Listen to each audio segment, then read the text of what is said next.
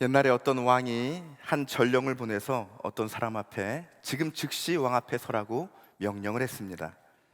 그 사람은 갑작스러운 왕의 부름 앞에 걱정이 돼서 내가 무슨 잘못을 해서 벌을 받는 것은 아닌가 생각이 들었습니다. 무서운 마음에 누가 나와 같이 가줄 수 있을까 생각을 했습니다. 다행히 그 사람에겐 세 명의 친구가 있었죠.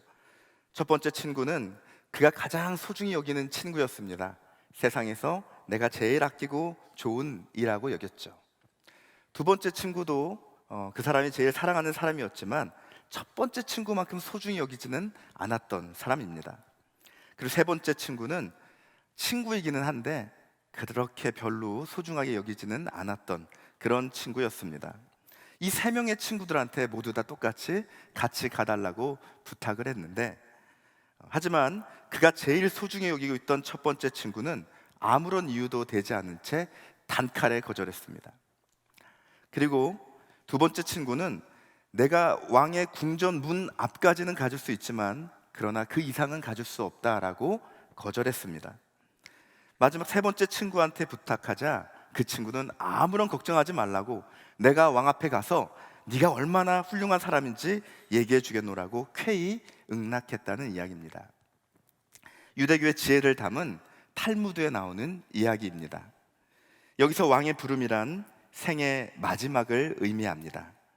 첫 번째 친구는 곧 재산을 말한다고 하죠. 사람이 아무리 돈을 소중히 여기고 사랑한다 하더라도 그 돈이 죽을 때까지 끝까지 함께할 수 없다라는 것을 말해줍니다. 두 번째 친구란 가족, 친지를 뜻합니다. 친지는 무덤까지는 가줄 수는 있지만 그러나 그 장례식이 끝나면 그를 무덤에 남겨두고 돌아가 버린다는 이야기죠. 세 번째 친구는 선행을 말한다고 합니다. 그가 평소에 별로 눈에 띄지 않았지만 가장 죽은 뒤에도 그의 곁에 남아있는 것이라는 이야기입니다. 토라, 율법이죠. 성전, 그리고 마지막 세 번째로 선행까지 구원의 핵심 요소로 삼고 있는 유대교의 가치가 드러나 있는 이야기입니다. 선행이 물론 중요하기는 하지만 우리 기독교에서는 세 번째 친구는 누구일까요? 나에게 마지막까지 남아있는 것은 도대체 무엇이 될 수 있을까요? 무엇보다도 하나님의 약속의 말씀일 것입니다. 종교개혁의 기치 중에 하나가 솔라 스크립투라, 오직 성경으로 오직 말씀으로 였습니다. 당시에 종교의 생활은 있지만 진정한 말씀이 없는 삶, 말씀의 권위를 잃어버린 삶에 도전을 주었던 문구이지요. 이 말씀의 소중함이 잘 나타나 있는 소설이 하나 있습니다. 의외로 예상 밖인데요, 로빈슨 크루소라는 소설입니다. 여러분은 모험 소설로 많이 알고 있죠? 원래 제목은 굉장히 길더라고요. 읽어보려고 그랬는데 읽을 수가 없이 긴 내용이었습니다. 18세기 영국의 소설가 다니엘 디포의 작품으로서 주인공이 28년 동안 무인도에서 생존한 모험담을 그리고 있습니다. 많은 분들이 어릴 때 한 번씩 읽어보셨을 만한 그런 소설인데 저렇게 보니까 좀 어색한데요, 다음 그림을 보면은 그때 한번 보여주시면, 네, 그 다음에는 이렇게 동화 같은 표지로 보니까 익숙한 분들이 많을 것 같습니다. 그 당시에는 스릴 있는 모험 얘기만 눈에 들어왔었거든요. 그런데 이 소설은 사실 기독교 고전입니다. 한 사람의 인생에 있어서 말씀이 얼마나 중요한지, 하나님 말씀이 얼마나 큰 능력이 되는지를 잘 보여주고 있는 소설입니다. 주인공은 자기 멋대로 살아갑니다. 배를 타고 방황합니다. 그러면서 살다가 어느 날 폭풍 속에 배가 파손이 되고 자기 혼자 유일하게 살아남게 됩니다. 배에서 생존 물품을 챙기던 그는 성경책을 하나 챙기게 되죠. 무인도에서 그가 만난 첫 말씀은 바로 환난 날에 나를 부르라, 내가 나를 영화롭게 하리라, 시편의 말씀을 읽게 됩니다. 그때부터 낙심의 순간, 두려움의 순간, 질병으로 생사의 기로에 오고 가는 그 순간에 매 순간마다 주인공은 하나님의 말씀을 붙듭니다. 그때마다 말씀은 그에게 길을 보여줍니다. 살아갈 용기를 줍니다. 그 결과 그는 단순히 생존하는 그 삶을 뛰어넘습니다. 생각이 바뀌고 관점이 바뀌고 방탕했던 삶의 모든 가치들이 바뀌면서 그의 놀라운 인생 변혁을 경험한다라는 내용입니다. 이것은 소설에서만 일어난 일이 아니죠. 오늘 말씀에 나오는 예수님의 제자 시몬 베드로에게도 동일하게 일어났습니다. 오늘 본문 말씀 보면서 가장 먼저 눈에 들어오는 것은 무엇보다도 나에게 끊임없이, 베드로에게 끊임없이 다가오는 예수님의 모습이 눈에 들어왔습니다. 지금 베드로의 상황은 밤새 물고기 낚다가 지쳐가지고 돌아와서 정리하고 있는 상황입니다. 그런데 마침 예수님이 그 자리에 오셔서 말씀하십니다. 그 예수님의 가르침에 대해서 성경은 그것이 하나님의 말씀이다라고 기록하고 있습니다. 그냥 이야기가 아니라는 것이죠. 가르침의 형태로 다가오는 하나님의 말씀입니다. 본문에 베드로가 귀를 기울여 들었다는 말은 나와 있지 않습니다. 그는 지금 말씀이 안 들리거든요. 굉장히 힘들어서 예수님께 별 관심을 주고 있지 않습니다. 할 일도 많고 금을 씻고 정리하면서 지금 자기 할 일을 하면서 곁듣고 있는 것이죠. 우리 집에서 집안일 할 때 보면 라디오 틀어놓고 일할 때가 있습니다. 옛날 얘기죠. 요즘은 유튜브를 켜놓고 있습니다. 그러면서 그저 듣는 둥 마는 둥 뭐라고 하는데 들릴 때도 있고 안 들릴 때도 있죠. 그냥 일을 합니다. 그런데 예수님은 그런 베드로에게 계속 다가오고 있습니다. 호숫가에 배 두 척이 있었는데 그중 한 배에 오르십니다. 배에서 가르치신 이유는 육지에서 약간 거리를 떼면은 소리가 더 잘 울리게 되는 그런 구조였기 때문에 그렇게 하셨죠. 그런데 그 배는 시몬의 배라고 말하고 있습니다. 베드로 원래 이름이 시몬입니다. 그래서 그냥 예수님 우연히 선택한 것처럼 그냥 무심코 툭 거기에 올라간 것처럼 이야기하지만 그게 아니라 예수님은 명확한 목적을 가지고 의지를 가지고 일부러 시몬의 배에 올라타고 계시는 것입니다. 말씀을 마친 다음에 어떻게 하셨는지 수고했다, 이제 피곤할 테니 그만 쉬어라 라고 얘기하실 것 같은데 그게 아니라 예수님 시몬에게 깊은 데로 가서 물고기를 잡으라라는 말씀을 하시죠. 나중에 시몬이 자기를 떠나달라고 요청할 때에도 예수님은 떠나는 게 아니라 그에게 약속의 말씀을 계속해서 주십니다. 끊임없이 그에게 말씀하시고 말씀하고 있는 것입니다. 왜 그렇습니까? 지금 시몬에게 가장 필요한 것은 다른 게 아니라 말씀이었기 때문입니다. 사람들은 당신이 무언가를 보여주기 전까지는 자신이 정말 무엇을 원하는지 모른다. 애플의 창업자 스티브 잡스가 매킨토시를 출시한 이후에 퍼스널 컴퓨터 시장에 센세이션을 일으킨 다음에 이후에 한 말이 바로 이 말입니다. 자동차를 만들기 전까지는 사람들이 원하는 건 그저 조금 더 빠른 말을 원했을 뿐이다라고 합니다. 자동차를 획기적인 이 자동차라는 것을 보기 전까지는 그게 필요한 줄을 몰랐다라는 것이죠. 지금 여기 시몬이 그랬습니다. 그냥 지금 삶에서 조금만 더 편안한 삶이면 될 것 같은데, 그냥 지금 삶에서 조금만 더 벌면 될 것 같은데, 조금 더 여유 있는 삶을 누리면 될 것 같은데, 시몬이 바랬던 게 바로 그것이죠. 물고기를 조금 더 잡을 수 있는 기술, 조금 더 얻을 수 있는 쌓여가는 경험을 추구했습니다. 지금 자신에게 필요한 것은 그것이라고 여겼습니다. 하지만 그에게 필요한 것은 이런 것이 아니었습니다. 그의 삶을 완전히 바꾸어줄 하나님의 말씀이 필요했던 것입니다. 시몬은 많은 것 떠안고 있었던 사람입니다. 오늘 본문에서 보면 동무들이 나오고 동업자도 나옵니다. 이 동무라고 번역된 말은 메토코이스라는 말인데 함께 일하는 조직이 있었다는 것을 뜻합니다. 전문 용어입니다. 우리 바닷가에 가면 어촌계에 있는 것처럼 그 당시에도 협동조합이 있었던 것이죠. 이 조합에 때로는 당국은 과중한 세금을 부과해서 일을 열심히 해도 채 남지 않는 경우가 굉장히 많이 있었습니다. 옛날에 어떤 자산어보인가요? 어떤 영화를 봤더니 그런 장면이 나오더라고요. 수탈이 너무 심했습니다. 저 먼 섬에서도 그렇게 나라에서 곡물을 바치라고 요구한 게 많죠. 나무를 뽑아가고 아무리 많이 잡아도 남는 게 없는 삶을 살아가는 그 장면을 본 적이 생각이 납니다. 시몬 베드로도 이런 어려움을 겪었던 것이죠. 앞장 우리 5장을 읽었는데 4장에 보면은 시몬의 장모 이야기도 나옵니다. 시몬이 지금 가정도 있고 장모님도 떠안아서 모시고 있고 상업 길드와 세금으로 꽉 짜여져 있는 이 압박감이 있는 삶을 시몬이 살고 있었다라는 것이죠. 그래서 자신에게 가장 필요한 것이 무엇인지 모르는 바로 이 시몬의 삶에 예수님은 그를 새로운 삶으로 부르기 위해서 끊임없이 말씀하시고 끊임없이 다가오시는 것입니다. 포기하지 않고 다가가는 마음에 대한 한 이야기가 있습니다.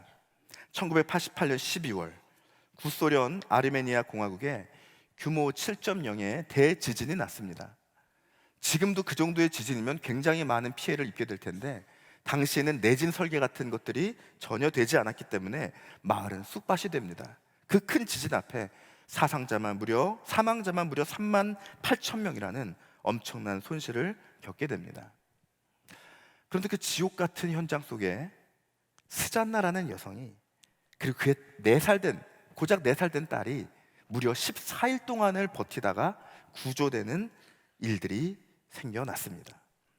12월의 매서운 날씨, 물도 없고 아무것도 먹을 것이 없는 그 날씨 속에서 어른은 몰라도 어떻게 고작 4살짜리가 살아날 수 있었을까요? 그들을 구조하던 사람들은 이 스잔나와 그의 딸을 구조하면서 깜짝 놀랐습니다. 이 엄마의 손가락을 보고 놀랐는데, 엄마 스잔나의 이 손가락 10개가 모두 다 피범벅이 되어 있었던 것입니다. 추위와 굶주림으로 죽어가는 어린 딸을 살리기 위해서 엄마는 유리 조각을 들고 자신의 손가락을 베어냈던 것이죠. 그리고 그 손가락에서 나온 피를 아이에게 먹였습니다. 검지 손가락에서 피가 더 이상 나오지 않으니 중지를 뱁니다. 중지 손가락으로 먹이고 그 피가 다 마르니 이제는 약지 손가락을 뱁니다. 왼손 오른손 10개의 모든 손가락을 바꿔가면서 끊임없이 아이의 입에 손가락을 갖다 대고 그렇게 피를 먹여서 그 노력 덕분에 아이는 살아날 수 있었다는 이야기입니다. 아르메니아 조각가 프리드리 소고야는 이 감동적 사건에 영감을 받아서 작품을 만듭니다. 저기 아이를 꼭 붙들고 있는 엄마의 동상, 바로 저 동상은 지진 피해 복구에 감사하면서 워싱턴의 미국 적십자 본부에 기증했던 동상입니다. 아이가 살아날 수 있도록 자신의 10개 손가락을 차례차례 베어내었던 그 엄마의 포기하지 않는 마음, 지금 시몬에게, 그리고 우리에게 말씀으로 계속해서 다가오시는 그 주님의 마음을 알게 해주는 것이죠. 그렇다면 이렇게 끊임없이 다가온 말씀이 오늘 시몬에게 어떤 의미가 있었을까요? 오늘 본문은 말씀을 통해서 놀라운 변화들이 시몬에게 일어났다는 것을 보여주고 있습니다. 먼저 5절에 보면 시몬이 예수님을 선생님이라고 부릅니다. 보통 이 선생님이란 말은 그 나라 말로 랍비 혹은 이제 디다스 칼로스, 가르침을 강조하는 디다스 칼로스라는 그런 단어가 쓰이게 됩니다. 그런데 오늘 본문에서는 이 시몬은 예수님에 대해서 에피스타타라는 말로 부릅니다. 에피스타타, 개인적으로 경험한 권위, 내가 직접 경험한, 그래서 개인적으로 그분의 권위를 인정하는 스승님에게 붙이는 말, 성경에서는 누가복음에만 나오는 단어입니다. 우리가 독립운동가 김두 선생님을 잘 알죠. 훌륭한 스승입니다. 하지만 저에게는 부교육자로서 위임 목사님도 저에게는 귀한 스승님이시죠. 같은 스승님이지만 하지만 직접 경험했느냐 아니냐의 차이에 따라서 스승의 의미가 달라집니다. 오늘 시몬은 예수님을 이미 직접 경험하고 그 권위를 존중하는 그런 선생님으로 부르고 있습니다. 우리 시몬이 예수님을 본 것이 처음이 아니라는 말이죠. 아까 앞장에서 예수님이 시몬의 장모님을 치유해 주신 사건을 통해서 이미 시몬은 예수님의 권위를 인정하고 있었습니다. 누가복음 4장에 보면 이렇게 말씀하고 있죠. 예수께서 일어나 회당에서 나가사 시몬의 집에 들어가시니 시몬의 장모가 중한 열병을 앓고 있는지라. 예수께서 가까이 서서 열병을 꾸짖으신데 병이 떠나고 여자가 곧 일어나 그들에게 수종드니라. 아멘. 예수님이 병을 대상으로 직접 나가라라고 말하는 장면은 여기가 유일합니다. 보통은 귀신을 꾸짖고 쫓아내시든지 병을 낫게 하시지, 병더러 나가서 병에게 꾸짖고 나가라고 하는 이 모습은 여기에만 등장하죠. 즉 시몬의 장모가 앓고 있었던 병은 단순히 그냥 열이 좀 나는 거, 몸이 좀 아픈 거, 열이 안 떨어져서 걱정하는 것 차원 이상의 영적인 차원이 있었다는 것을 내다보게 하는 말씀입니다. 시몬이 보았던 것이죠. 병 고침으로 하나님 말씀의 능력을 보게 하신 예수님, 가르침으로 하나님의 말씀을 깨닫게 하신 예수님, 말씀으로 끊임없이 다가오신 예수님은 이제 시몬에게 그의 세계를, 모든 세계를 뛰어넘는 깊은 말씀으로 그를 부르고 있습니다. 누가복음 5장 4절 말씀, 이렇게 말씀하고 있습니다. 말씀을 마치시고 시몬에게 이르시되 깊은 데로 가서 그물을 내려 고기를 잡으라. 깊은 데로 가서 그물을 내리는 일, 이것은 이해하기 힘든 일입니다. 시몬에게 너무 가혹한 일이죠. 아무리 예수님이라도 이것은 시몬에게 너무 과한 것을 요구하는 것 같습니다. TV에 보면은 극한 직업이라는 프로그램이 있습니다. 여러분들 많이 보신 분들 계실 텐데, 저는 그 프로그램을 보면서 이 존경심과 그리고 정말 그 정신이 바짝 드는 그런 경각심을 갖게 됩니다. 진짜 하루도 못 견딜 것 같은 그러한 시간들을 보내는 힘든 일을 하시는 분들이 참 많습니다. 그 중에 가장 인상 깊었던 점이 새우잡이 편이었습니다. 새우잡이. 저 옛날에 어른들이 공부 안 하면은 너 자꾸 그럼 새우잡이 보낸다? 이런 얘기를 하셨거든요. 그때 좀 낭만적으로 생각했습니다. 아니 뭐 바다에서 새우를 잡으면 되는 것이구나 할 만하겠다 생각을 했었는데, 이 엄청 힘들다는 것을 그것을 보면서 알았습니다. 여러분, 새우젓, 이거 저는 어머님들이 담그시는 건 줄 알았습니다. 어머님들이 담지 않더라고요. 그 어부들이, 새우잡이의 선원들이 다 담급니다. 다 어획해가지고 세척해서 소금간 해가지고 밀봉까지 다 합니다. 새우 잡는 거 보니까 너무 힘든데, 새벽에 밤에 무거운 그물을 내렸다가 새우를 건져 올리고 이 차디찬 바닷물을 부어가면서 막 한 번, 두 번, 세 번, 네 번, 다섯 번씩 거르면서 그 크기별로 분류를 하고 소금을 부으면서, 그러면서 이제 마지막에는 경험 많은 선장이 직접 하나하나 손가락으로 그렇게 걸러내는, 선별하는 그런 모습을 보게 됩니다. 마지막 이제 비닐까지 다 담아가지고 바닥 창고에 보관하면은 그 밤샘 일이 끝납니다. 그 깊은 밤에 이제 종일 일한 다음에 그 추운 손, 막 얼어붙은 몸을 가지고 조그만 선실에 앉아가지고 그제서야 이제 밥을 먹더라고요. 얼마나 피곤한지 밥 먹자마자 바로 잡니다. 그리고 2시간 후에 따르릉 알림이 울립니다. 네. 새우 때가 또 나타난다고, 또 일어나라고. 그래서 눈도 못 뜨고 일어나서 새우잡이를 또 시작합니다. 여러분, 삶에 회의가 되시는 분이 있다면 새우잡이 편을 한번 보시기 바랍니다. 정신이 번쩍 듭니다. 네. 저 그거 본 이후로 국밥에 새우젓 꼭 넣어서 먹습니다. 이 정말 귀한, 이거 아주 귀한, 세상 귀한 음식이더라고요. 네. 힘든 일인 것이죠, 물고기 잡는 거. 오늘 이 말씀을 듣고 시몬이 고백합니다. 예수님, 제가 밤이 새도록 수고했습니다. 모든 노력과 모든 수단을 다 강구해 보았으나 최종 결론은 실패, 오늘의 실패라는 것입니다. 여기 어부들 그날 일을 다 했어요. 기슭으로 다시 배를 다 갖다 대고, 그 다음에 짐을 다 내리고 그물도 내리고 이제 세척하고 있습니다. 그물은 정리하는 게 더 힘들대요.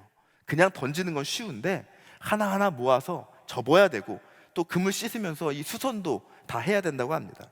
하루 중에 그때가 제일 피곤한 때인데, 더군다나 밤새도록 아무것도 잡지 못한 그 허무감 때문에 더 겹쳐서 피로는 배가 되었다고 하죠. 그런데 다시 가라고 합니다. 깊은 데로 가라고 합니다. 갈리바다 물고기 잘 잡힐 때는, 저녁 때는 깊은 곳에 잡히지만 이 날이 밝은 이때에는 얕은 곳에서나 잡히지 깊은 곳에서는 물고기가 잡히지 않는다는 것, 그 세계에서는 상식입니다. 힘들게 다 씻고 정리하는 것. 이제 물고기를 잊지도 않은 그 깊은 곳에 가서 다시 그물을 던지라고 하니, 그 깊은 데까지 금방 갑니까? 모터가 있는 것도 아니고 노젓고 그 깊은 데까지 가라니 바로 무리한 요구를 하시는 것 같다는 것이죠. 우리 지친 삶 가운데 주시는 주님의 말씀, 그것은 짐일까요? 아니면 과도한 요구일까요? 혹은 주님의 깊은 뜻과 계획이 그 안에 담겨 있을까요? 삶의 자리에서 우리는 그런 어려움을 만나기지 않습니까? 재정도 어려운데 일하던 직장이 어려워져서 일을 쉬어야 될 때가 있습니다. 입시니 취업이니 가뜩이나 모두 예민한데 가정에서 큰 다툼과 불화가 나기도 합니다. 너무 힘드니까 이제 평안을 달라고 기도하는데 어느 날 병원 갔더니 중한 병이 걸렸다는 이야기를 듣습니다. 그런데 더 감사하라 합니다. 그런데 더 찬송하라 합니다. 더 예배하라 합니다. 더 봉사하라 합니다. 하나님, 누가 봐도 부당한 거 아닙니까? 누가 봐도 무리한 요구 아닙니까? 뭐 저는 화를 한번 내면 안 됩니까? 이렇게 말도 안 되는 말씀에 제가 정말 따라야 되는 것입니까? 이런 생각이 드는 것이죠. 저도 최근에 깊은 데로 가라는 말씀을 한번 들은 적이 있습니다. 얼마 전에 개강한 63기 알파 코스 이야기인데요. 저희 6개의 속교회가 모여서 알파 코스를 준비하는 그 준비 단계 모임이 있었습니다. 보통 주일날 우리 성도님들이 많이 참여하시기 때문에 주일날 대부분 하는데, 그런데 평일에만 시간이 되는 분들이 있기 때문에 평일에도 우리 알파를 섬겨줄 반이 한 속이 해야 되겠습니다, 이런 이야기가 있었어요. 근데 공교롭게도 각 속교회마다 여러 사정들이 있어가지고 평일에 하기가 굉장히 어려운 상황이 다들 있었습니다. 그래서 고심하는 목사님들에게 제가 딱 손들고 이야기했습니다. 목사님들 너무 염려하지 마세요. 저희 속교회가 하겠습니다 라고 말한 것이 아니라 제가 이렇게 손들고 말했습니다. 우리 뽑기 합시다 그러면. 잘 하나 뽑아서 잘할 수 있도록 도와주면 되지 않겠습니까? 얘기했습니다. 여러분, 나는 바쁜 일이 많으니까, 나는 일이 너무 많으니까 고작 6분의 1 확률인데 누군가가 걸리겠지 생각을 했습니다. 주님이 믿을 수 없는 결과를 제 손에 뽑았는데 제가 당첨이 됐어요. 이렇게 말씀하신 것 같았습니다. 남들 보내지 말고 네가 가라, 평일반. 이렇게 말씀하셨어요. 깊은 데로 가라. 하나님, 정말 저희 속교회 하기 지금 힘든 상황인데 제가 왜 그랬을까요? 기도하면서 막 금요일 날 저녁반을 개강하게 되었습니다. 오랫동안 저녁반은 별로 모이지 않았었던 것 같아요. 그랬는데 게스트가 그 시간에 올 수 있을까요? 우리 특교에서 도우미들이 그 시간에 섬길 수 있을까요? 기도하면서 염려가 되고 있는데 부담되었지만 이제 와서 보니까 얼마나 축복된 모습으로 개강이 됐는지 그 시간에만 가능했던 게스트들이 많더라고요. 그 힘든 시간에 자기를 헌신하는 도우미들이 있더라고요. 깊은 데로 가라는 그 말씀에 순종하는 것이 무엇인지를 보게 하셨습니다. 우리 시몬 역시 고민했습니다. 시몬 고민을 하죠. 이 주님, 내가 밥이 맞도록 수고했습니다. 그런데 이내 그는 고민을 그치고 고백하게 됩니다. 5절에 이렇게 말하죠.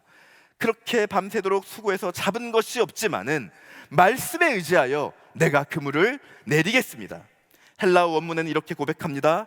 그러나 당신의 그 말씀에 의지하여 내가 그 그물을 내리겠습니다. 당신의 그 말씀에 의지하여 내가 그 그물을 내리겠습니다. 이 그물이 어떤 그물입니까? 나의 실패의 그물입니다. 나의 좌절의 그물입니다. 마치 내 인생과도 같이 무겁고 여기저기 기워진 그런 그물입니다. 이 그물, 그러나 주님께서 사용하신다면, 이 그물 주님께서 던지라 말씀하신다면 그 말씀 의지하여 내가 이 그물을 주님 앞에 내리겠습니다 고백하는 것이죠. 이것이 바로 시몬이 자기 스스로 안에서 나온 고백이기 이전에 이미 끊임없이 찾아오시는 말씀이 그로 하여금 이 고백을 하게 만든 것입니다. 자신의 경험과 자신의 세계를 기꺼이 포기하고 말씀 앞에 순종하는 삶, 말씀에 의지하는 삶, 그것이 바로 하나님의 말씀이 그의 안에서 그렇게 역사했기 때문인 것입니다.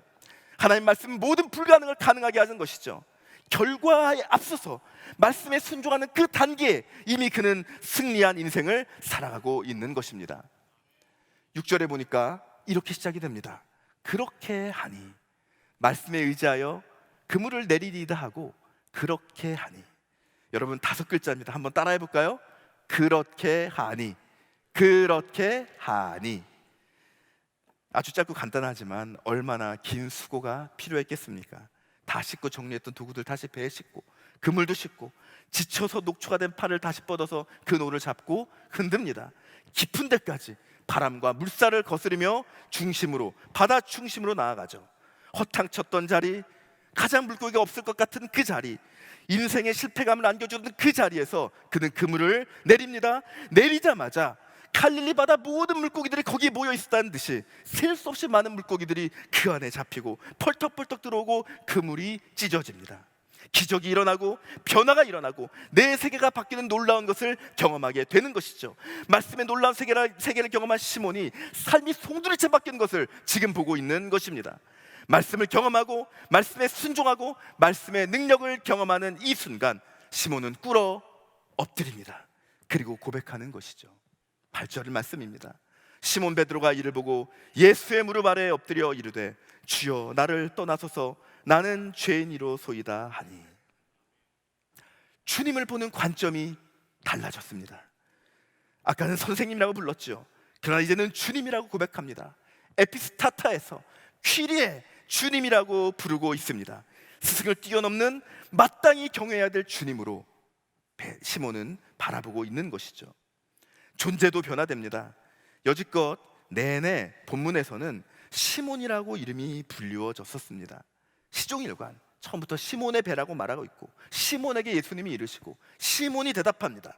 흔들리고 넘어지는 인생, 갈등하고 뒷걸음치는 인생, 그래서 그는 시몬입니다. 그러나 바로 이 단 한순간, 바로 이 지점에서 시몬은 시몬 베드로라고 말씀하고 있습니다. 말씀을 경험하고 말씀에 순종하고 말씀의 능력을 보는 그 순간에 예수 그리스도의 말씀 앞에서 그는 시몬이 아니라 시몬 베드로가 되는 것입니다. 내가 거부하던 말씀, 내가 두려워하던 말씀, 내가 내 삶에는 상관없을 것처럼 여겨지던 그 말씀이 바로 그동안 내가 부담되어서 말씀을 멀리했구나, 내가 두려워서 말씀을 믿지 않았구나, 말씀은 내 삶에는 상관이 없을 것이다 라고 여겼었구나, 그것을 깨닫는 순간 베드로는 엎드리고 그 순간 시몬은 시몬 베드로가 되는 것이죠. 장차 개발화될지라 말씀하시는 그 말씀이 응답되는 순간 말씀은 내 존재를 바꾸어내고 있는 것입니다. 그는 삶의 방향도 이제 변화됩니다. 10절에 보니까 예수님께서 시몬에게 이르시되 무서워하지 말라, 이제후로는 내가 사람을 취하리라 말씀하십니다. 취하리라, 조그론이라는 단어입니다. 살아있는 채로 사로잡다는 이야기이죠. 이전에는 물고기를 잡아먹기 위해 낚았더라면 이제는 사람을 살리기 위해 취한다라는 말입니다. 단순한 생계를 위해서 살아가던 하루하루의 그 삶이 이제는 영혼을 살리고 사람을 살리고 생명을 살리는 삶으로 바뀔 것이다 약속하고 있는 것이죠. 말씀은 모든 죽어가는 것에서 생명을 보게 하는 것입니다. 속교회를 섬기면서 신방을 할 때 기쁜 일도 있지만 어려운 일도 보게 되죠. 어느 날 우리 목자가 저에게 연락을 해서 우리 어느 집사님 신방을 좀 갔으면 좋겠습니다 이야기를 했습니다. 나중에 알고 봤더니 그 집사님이 신방을 요청한 게 아니라 암에 걸렸는데 암이 많이 퍼져서 병원에서는 더 이상 손을 쓸 수 없다라고 이야기를 하고 집에 들어와서 이제 내가 죽기 전에 마지막으로 나와 함께 신앙생활했던 소중한 사람들, 소중한 목자, 그 소중한 목자와 목원들을 봐야 되겠다라는 그런 마음으로 목자에게 만나자고 요청했다는 것이죠. 그런데 그 목자가 만나려고 가려다 보니까 이게 아니라는 거예요. 그냥 가서 보는 것이 거기서 전부가 아니고 중요하지 않고 더 중요한 게 있을 것 같다는 생각이 들어서 저에게 연락해서 목사님 같이 가서 예배 드려주세요라고 이야기를 한 것이었습니다. 처음 가서 뵀더니 예전에 대신방 했었거든요. 그때랑 벌써 눈빛이 많이 달라졌어요. 희망을 잃고 초점을 잃고 힘이 하나도 없는 그 빛을 잃어간 모습을 보았습니다. 많이 쇠약해지셨네라는 생각이 들었습니다. 그분의 자부, 며느리가 이야기하는데 사실 그날 일어날 힘조차 너무 없어서 그냥 오면은 누워서 뵈야 되겠다라는 생각을 했다라고 합니다. 근데 힘들게 일어나서 소파에 앉히고 예배를 드리는데 예배하는 사이에 하나님의 말씀이 전해지는 사이에 놀랍게도 그분의 눈에 빛이 돌아오기 시작합니다. 그리고 입을 여서 말도 못했었는데 말을 합니다. 힘을 내면서 이야기를 합니다. 아멘이라고 고백합니다. 하나님 말씀이 들려지는 순간 그의 죽음의 그림자가 거쳐지는 것입니다. 우리는 영생을 사는 사람들, 우리는 죽어도 다시 사는 사람들, 하나님 우리와 함께 하셔서 이 땅에서도 승리하는 사람, 죽어서도 하나님 영접하시는 귀한 사람이라는 귀한 말씀 앞에 다시 하나님 안에서 살아가는 삶이 어떤 삶인지를 주목하게 되는 것이었죠. 아무도 어찌할 수 없는 생명의 능력을 보게 되는 것입니다. 말씀을 듣는 자는 살아나는 것입니다. 두려움은 거쳐집니다. 풀은 마르고 꽃은 시드나 주의 말씀은 영영이 서리라. 영원히 변치 않는 말씀이 나와 함께함을 주목하게 되었던 것입니다. 온 천지 창조하시던 그 말씀 힘있어 영원히 변치 않는 줄 나 믿사옵니다. 온 천지 창조하시던 그 말씀 힘있어 영원히 변치 않는 줄 나 믿사옵니다. 변치 않는 소망이 되어 힘있는 능력이 되어 내 삶을 주관하는 말씀, 그 무엇도 꺾을 수 없는 약속의 말씀이 우리 가운데 있었던 것입니다. 사랑하는 성도 여러분, 오늘 주님께서 부르시는 말씀 앞에 우리들 다시 서십시다. 포기하지 말고 다가오시고 끊임없이 다가오시는 주님의 말씀을 이 시간 붙잡으십시다. 깊은 데로 가라고 말씀하신 주님 말씀 앞에, 예 주님, 제 모든 상황이 아니다라고 할지라도 그러나 말씀에 의지하여 나는 예라고 말하며 나아가겠습니다. 예라고 고백하겠습니다. 그렇게 고백할 때 세상은 감당하지 못할 말씀의 권능과 능력을 경험하는, 생명을 경험하는, 말씀으로 승리하는 우리 모두가 되기를 소망합니다. 기도하겠습니다. 하나님 아버지, 감사드립니다. 오늘도 귀한 말씀으로 우리와 함께 하시니 감사드립니다.